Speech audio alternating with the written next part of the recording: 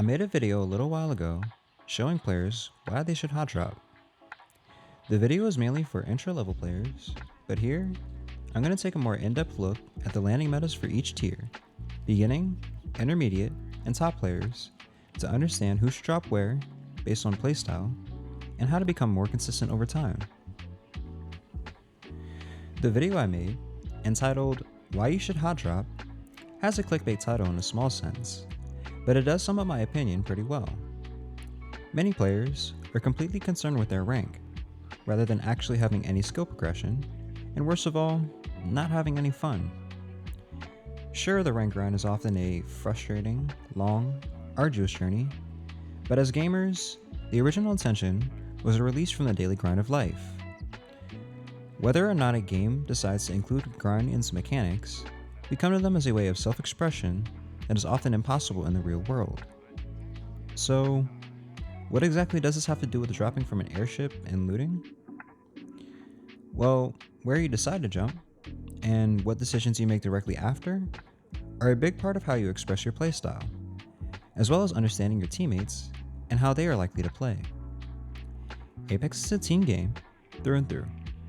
Without your teammates, your chances, especially at higher ranks, are near zero, as they are likely better groups, and even if you are the champion squad, as a solo, a more coordinated team can easily take you out, almost regardless of skill level. So let's talk about the meta. Starting from the top, which will trickle down a lot of habits into lower levels, the drop meta seems to be taken straight from pro level PC Apex. Pro players, in any battle royale, as time goes on, are more likely to spread out on the map, as staying alive longer grants placement points, similar to rank placement points, or the loss of them for dying early. That means that hot dropping in a tournament for money is an egotistical, self-sabotaging way to immediately put your team in a bad position from game one, or a confidence-boosting win with a whole loot zone to gain if played right. A big part of this difference comes down to not where you drop, but the decisions made upon landing, where landing as a group in a tight position, or strategic, or both, can put enemies who are less coordinated in a bad spot. In Apex rank, a few kills and decent placement often grants as much or even more points than a 3rd through 5th place finish with no kills, especially above Platinum, or wherever the average player rank stands at the moment. As with any discussion about dropping and staying as a team, we're going to have to talk about camping versus aggressive playing. I've said before that camping teaches very little about the actual mechanics of Apex, with one big exception. Being able to watch how other players move through the map as a silent observer can be a big advantage, as well as learning to pick your spots, maintaining trigger discipline, and striking at the right moment. However, these skills are only able to be leveraged if aggression is an option when either necessary or opportune, or both. If you're the type of teammate to run from engagements your squad mates are involved in, you've essentially lost them that engagement.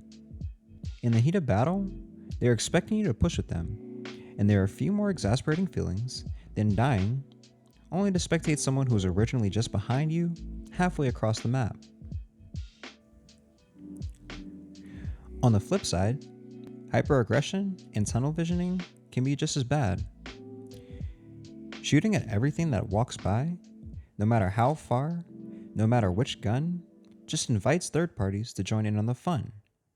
And by having no map awareness, doing so just might mean that you get down as your other two teammates were rotating towards zone, or looking for a full auto weapon rather than the Mozambique they were just holding.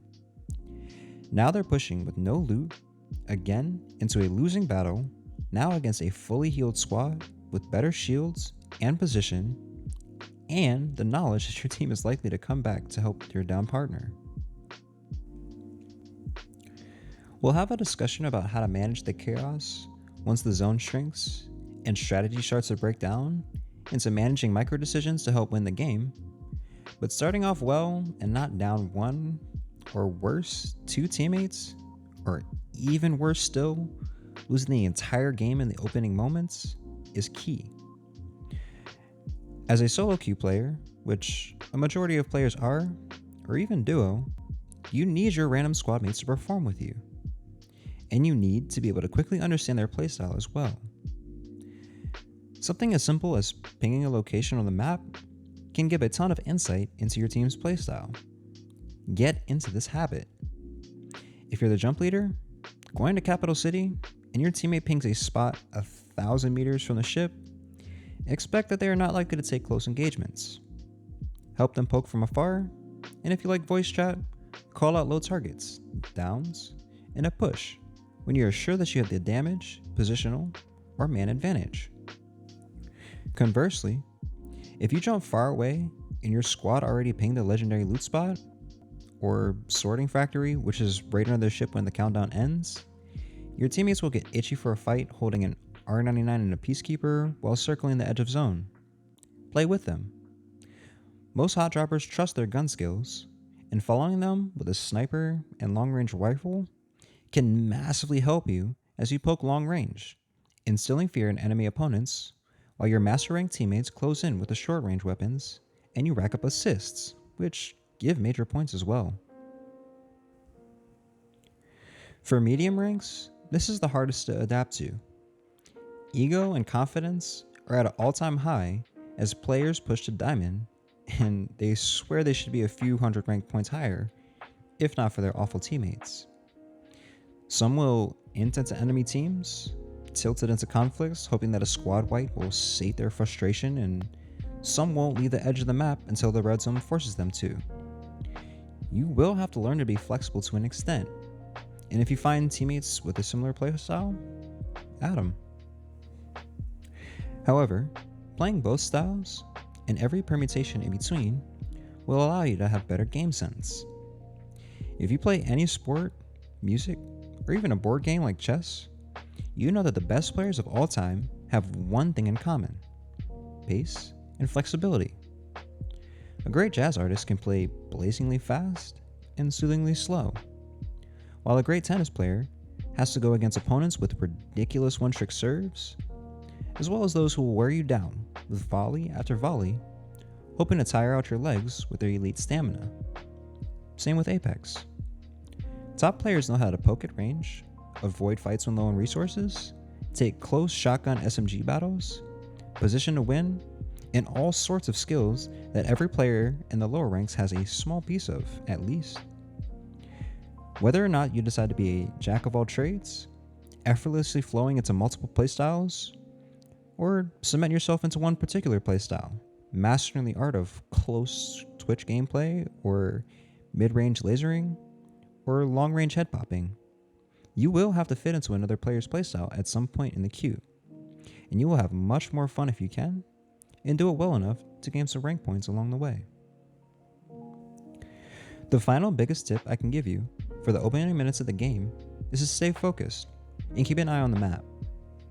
During the mid-game, you can kind of zone out, or if you land in a quiet spot with no enemies, but during the first few minutes of every match, watch what your teammates are doing.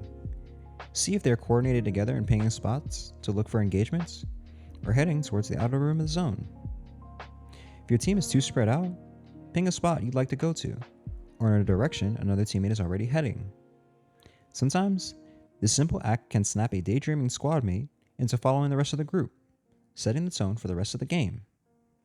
Other times, players will zigzag, and the other one does a loop-de-loop in the other direction, forcing you to pick one to follow, both with voice chat muted and going exactly away from each other, ignoring all pings, enemy marks, etc.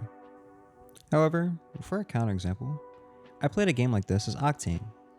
One teammate went capital, and the other went to I can't remember what it's called, but the loot spot just outside to the east. Capital was quiet, so when our other teammate was down, I went to help him, revive him, third-partying 2 squads and finishing the last player left as they were reviving. Immediately after, our capital teammate was down. I threw out a jump pad, went back as the other teammate stayed where he was, and managed to down a 2-man that had already gotten low. Our other teammate got knocked again, so this time I went in voice chat and said, Look, I helped you, so you owe it to me to come and help our teammate. We both went, and this wipe went much cleaner. We wound up staying somewhat together, yet pretty uncoordinated throughout the rest of the game, winding up in a pretty disappointing 4th place. But we had a few kill points, and 4th is much less disappointing than 15th. I think you'll agree. Apex Legends is a game that has a high skill ceiling set by players from console and PC that mobile players have a template for. If you're not getting better and more coordinated, you will get left behind.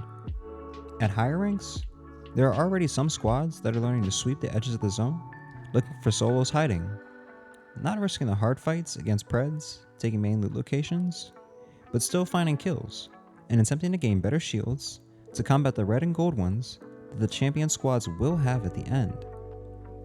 If you're really having trouble, I am making a practice video for learning how to shoot, but hop in a TDM every once in a while. 15-20 minutes a day practicing will get you much farther than spending one game hiding or getting easily wiped, as you tighten up your aim and take fights with more confidence. Until next time, have fun, and have fun as a team.